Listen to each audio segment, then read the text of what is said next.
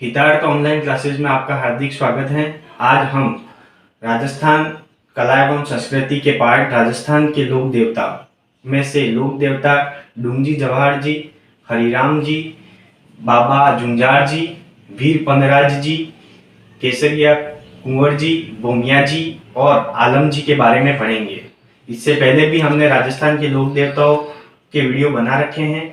यदि आपने वो वीडियो नहीं देखे हो तो डिस्क्रिप्शन में इसका लिंक दिया जा रहा है, आप वहां से समस्त वीडियो देख सकते हैं। तो अब हम शुरू करते हैं। आज के हमारा टॉपिक डूंगजी जवाहर जी।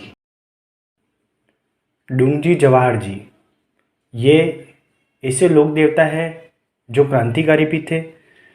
डूंगजी और जवाहर जी ये दोनों चचेरे भाई थे। डूंगजी पाटोदा सीकर एवं जवाहर जी बटोट सीकर के जागीरदार थे। अंग्रेजों के विरुद्ध कार्य करने में अग्रणी रहने वाले महान क्रांतिकारियों को इनके द्वारा किए गए कार्यों के कारण लोक देवता के रूप में पूजा जाता है। ये गरीब लोगों की मदद करने हेतु अंग्रेजों एवं अमीर लोगों को लूटकर धन गरीबों में बांट देते थे। अंग्रेजों का विरोध करने में यह अग्रणी थे। अंग्रेजों का विरोध करने हेतु इन्होंने रामगढ़ के सेठों से धन मांगा। रामगढ़ सीकर के सेठों से धन मांगा था, जो उन्होंने नहीं दिया तो उन्होंने सेठों को लूटकर धन गरीबों में बांट दिया। लोटिया जाट, सांवता मीणा और कर्णाजी मीणा इनके मुख्य सहयोगी थे। डूंगजी अपने ससुराल जड़वासा अजमेर गए थे, तब उन्हें उनके साले भैरू सिंह की मदद से डूंगजी को अंग्रेजों ने गिरफ्तार कर लिया और आगरा की जेल भेज दिया। 1838 ईस्वी में इन्हें गिरफ्तार किया और 8 वर्ष तक यहाँ जेल में रहे। मैंने आपको इसके बारे में एक पूरा अलग वीडियो बनाया है डूंगजी जवाहर जी के बारे में, जिसमें मैंने इस पूरे वृत्तांत का विस्तृत रूप में बताया है कि किस प्रकार ये गिरफ्तार हुए, लोटिया जाट कौन था और इन्हें जेल से वापस कैसे छुड़ाया। यह पूरा मैंने विस्तार में बता रखा है, तो आप उस वीडियो को ज़रूर देखें। मैंने आपको डिस्क्रिप्शन में इसका लिंक दे दूंगा। जवाहर जी व लोटिया जाट, कर्णाजी और सावता मीणा ने फिर एक विशेष रणनीति बनाई उनको जेल से छुड़ाने के लिए और आगरा की जेल से डूंगजी के साथ जेल में बंद कैदियों को भी इन्होंने छुड़ाया था।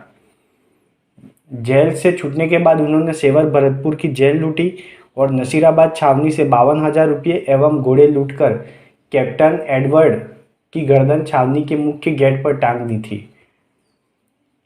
इन पैसों से पुष्कर की सीढ़ियां एवं धनोक माता के मंदिर का निर्माण कराया है।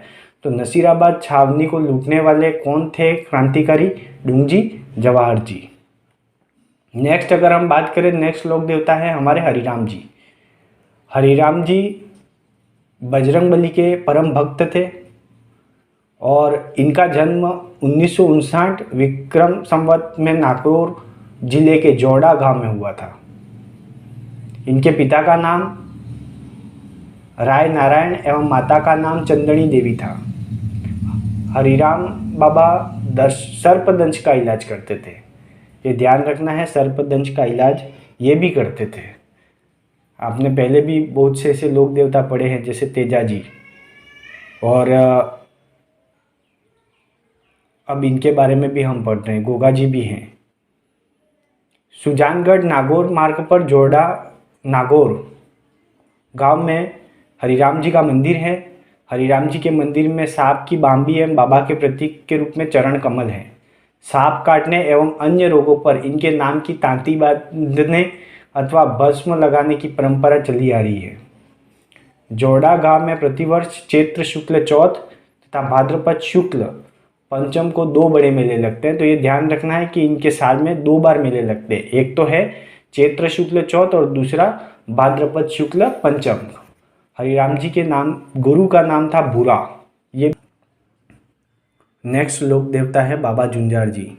देश के आज़ाद होने से पूर्व सीकर क्षेत्र के इमलोहा गांव में राजपूत परिवार में जन्मे जुंजार जी ने अपने भाइयों के साथ मिलकर मुस्लिम लुटेरों से गायों एवं गांव की रक्षा की थी और वीर गति को प्राप्त हुए थे। इनकी स्मृति में रामनवमी को इमलोहा गांव सीकर में मेला बढ़ता है और इनके जो थान होते हैं वह खिजड़ी वृक्ष के नीचे होते हैं। नेक्स्ट लोक देवता है वीर पनराज जी। वीर पनराज जी का जन्म नगा गांव जैसलमेर में हुआ। यहाँ क्षत्रिय परिवार से थे। पनराज जी का जो मुख्य स्थल है वो पनराजसर में है। पनराज जी की याद में जैसलमेर जिले के पनराजसर गांव में वर्ष में 2 बार मेला पड़ता है, भाद्रपद शुक्ल दशमी और माघ शुक्ल दशमी को मेला पड़ता है। यह ध्यान रखना है। दोनों की डेट एक तो है भाद्रपद माह में और दूसरा है माघ माह में। वीर पनराज जी ने मुस्लिम लुटेरों से काठोड़ी गांव की ब्राह्मणों की गाय छुड़ाते हुए अपना जीवन बलिदान दिया था। पनराज जी का बचपन गायों के बीच में ही गुजरा था। नेक्स्ट लोक देवता है हमारे केसरिया कुंवर जी। ये गोगा जी के पुत्र थे और जो लोक देवता के रूप में पूजे जाते हैं। इनका जन्म ददरेवा चूरू में हुआ। केसरिया कुंवर जी का थान मुख्यतः खेजड़ी वृक्ष के नीचे होता है और इनके थान पर सफ़ेद रंग का ध्वज फहराते। ये इम्पोर्टेंट प्रश्न है, आपको पूछ सकता है किस लोक देवता के थान पर सफ़ेद रंग का ध्वज फहराते हैं। आंसर हो जाएगा केसरिया कुंवर जी। इनका जो भक्त होता है वह बोपा सर्पदंश के रोगी का जहर मुंह में चूसकर बाहर निकालता है। तो यहाँ भी इम्पोर्टेंट प्रश्न है। नेक्स्ट लोक देवता है वीर फत्ता जी। साथू गांव जालोर में इनका जन्म हुआ और लुटेरों से अनुयायी गांव की रक्षा करते हुए यहाँ शहीद हो गए थे। साथू गांव में इनका विशाल मंदिर है जहाँ पर प्रतिवर्ष भाद्रपद शुक्ल नवमी को मेला भरता है। नेक्स्ट लोक देवता है जेतमलोट राठौड़ वंशीय लोक देवता हैं आलम जी। उनके बारे में हम पढ़ेंगे। आलम जी जेतमलोट राठौड़ वंशीय आलम जी का जन्म बाड़मेर जिले के मालानी क्षेत्र प्रदेश में राढ़धरा क्षेत्र में लोक देवता के रूप में यह पूजे जाते हैं। आलम जी का दौरा इनका थान डांगी गांव रेतीले टीले पर होता है जहां भाद्रपद शुक्ल द्वितीया को मेला भरता है। सातू गांव में इनका विशाल मंदिर है जहां प्रतिवर्ष भाद्रपद शुक्ल नवमी को मेला लगता है। नेक्स्ट लोक देवता है वीर बग्गा जी। जाखड़ समाज के एक कुल देवता माने जाते हैं और इनका जन्म बीकानेर के रीडी गांव में जाट कृषक परिवार में हुआ था।